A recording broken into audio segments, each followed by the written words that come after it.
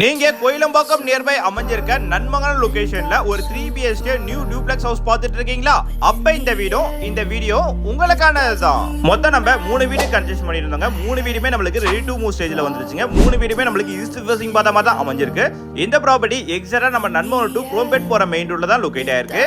Ground ஃப்ளோரை பொறுத்த வரைக்கும் ஒரு பெரிய கார் பார்க்கிங் கொடுத்துருக்காங்க, ஒரு பெரிய லிவிங் ரூம், கிச்சன் கொடுத்துருக்காங்க, ஒரு பெட்ரூம் வந்துருங்க, ஒரு காமன் ரெஸ்ட் ரூம் வந்துருங்க. இந்த ப்ராப்பர்ட்டியோட லேண்ட் ஏரியா 830, இந்த ப்ராப்பர்ட்டியோட பில்டப் ஏரியா 1600ங்க. அடுத்து நம்ம ஃபர்ஸ்ட் ஃப்ளோர் பார்த்துடலாங்க.